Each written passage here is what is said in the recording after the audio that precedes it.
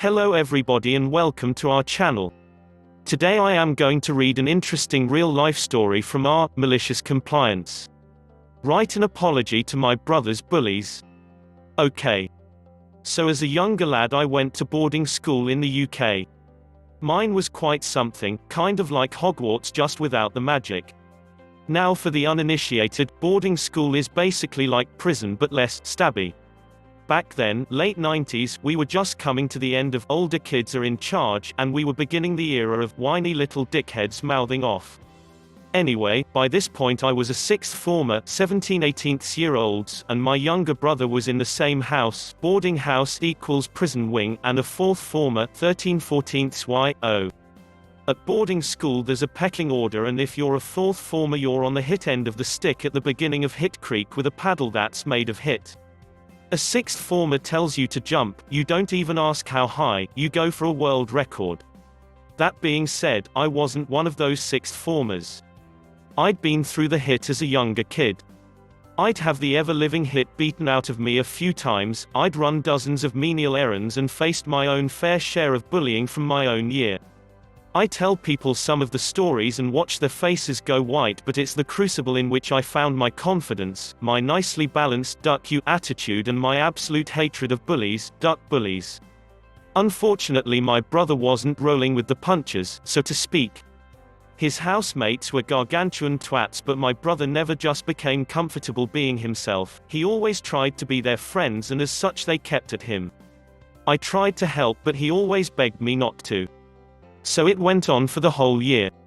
Nothing bad compared to the hit I went through, he was never beaten, electrocuted etc., but it was taking a toll on him. It was grinding him down. He just wanted to be friends, and these bunty bank stains just kept at him. So it's the second to last day of the year, the last day is usually just a half day, and then the families come and collect us, and my brother is just done. He calls mum and asks to just be picked up a day early, why endure another 24 hours of inescapable verbal bullying? Well, at some point in the afternoon my mum walks into my room and says that these duckling calsacks have continued bullying him in front of my mother. She's in the dorm helping him get his stuff together, and these guys are throwing barbs across the room. Mum's pissed. Well, now I am too. I've stuck to my word to my brother and kept out of it, but now these motherchuckers are crossing lines. Not only that, but one of these kids is not even from our house. He's come into my house just to chuck with my brother in front of my mother. So I follow mum to the dorm. Now, the main culprit of the year of bullying is this kid, Bully 1. He's exactly the kind of bully you'd expect. He's taller and fat, but that pubescent fat translates to strength at that age. Bully 2 is an almost embarrassing cliché in as much as he's the smaller mothy type that uses his fat buddy to hide behind. They're both from rich Chinese families from Hong Kong, this comes into play later. So I stride into the dorm and spot Bully 2. The little hit from another house. Before I continue, I feel I should point out that I was far from an intimidating specimen on paper, 150 pounds and a bit of fluff on my face. I'm not some mutant with a hairy back. But, like I mentioned, I've faced a fair amount of hit and I'm not afraid to mix it up. I grab Bully 2 by the scruff of his shirt, pull him out the dorm, push him against the wall, take his skateboard and place it across his neck, and then ever so directly inquired just exactly who he thought he was disrespecting my mother like that. Well, Bully 1 wasn't happy about that, figuring he was almost the same height as me and probably tipping the scales in his favor, he decided to get in my face. A massive no-no as far as the unwritten rules of the school goes, and then the motherchucker swings at me. I'm standing next to my mother and this entitled bully swings on me. His extra weight meant his hands weren't particularly fast, and I jerked my head to the side and his knuckle kissed my cheekbone. The other fourth formers actually gasped, I'll never forget that.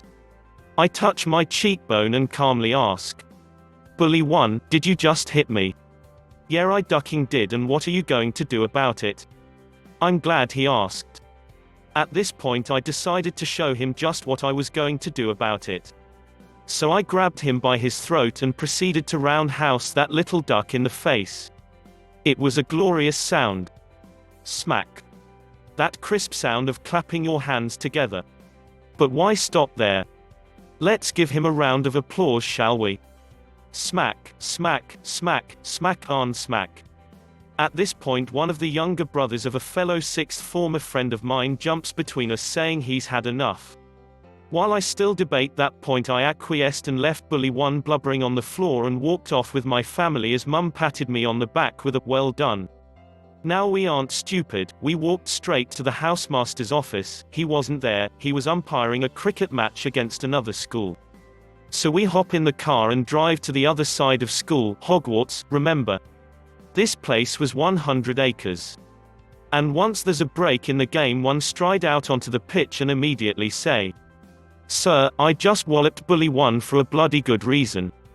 At this point I can see Bully 1 staggering down to the pitch while being supported by a housemate.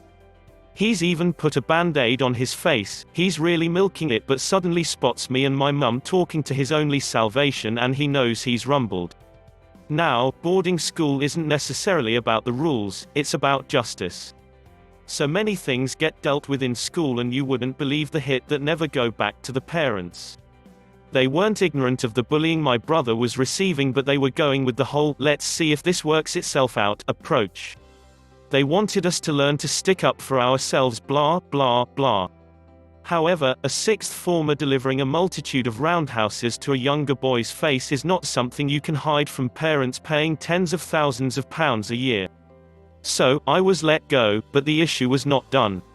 Back at school the next term and the parents of both boys want blood.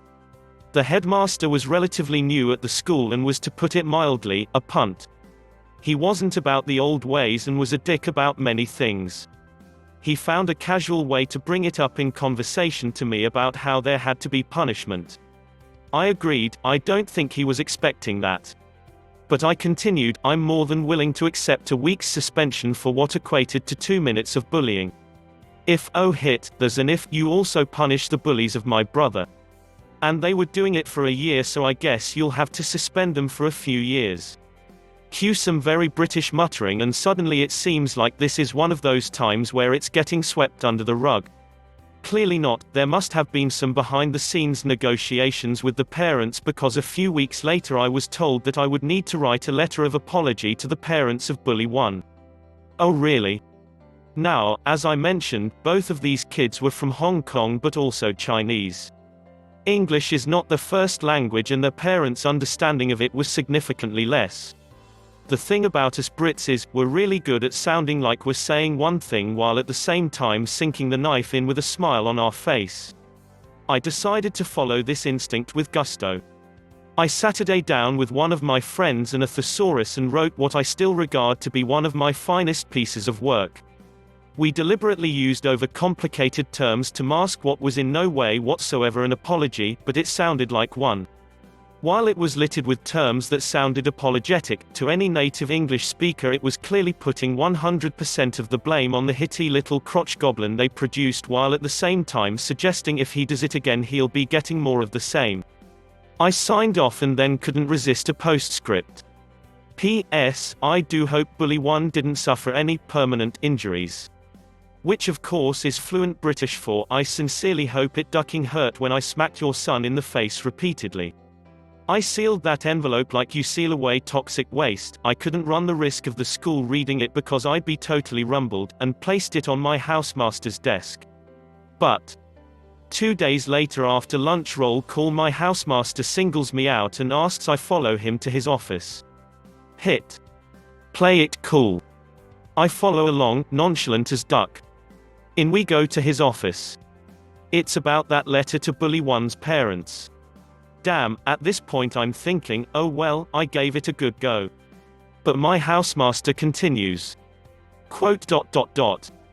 I had it typed up for you, and hands me a pristine typed up version of my apology. I just need you to sign it. I look down. It's word for word. And right there under where I'm supposed to sign is a postscript, just as I wrote it. Just sitting there all by itself. P.S. I do hope Bully 1 didn't suffer any permanent injuries. You ducking legend. With a smile on my face I gladly signed the final haymaker and had it sent on its way. Sometimes school isn't about the rules, it's about the justice. Because, duck bullies. Thanks for listening, hope you enjoyed this story. Please like my video and hit subscribe to more daily videos like this.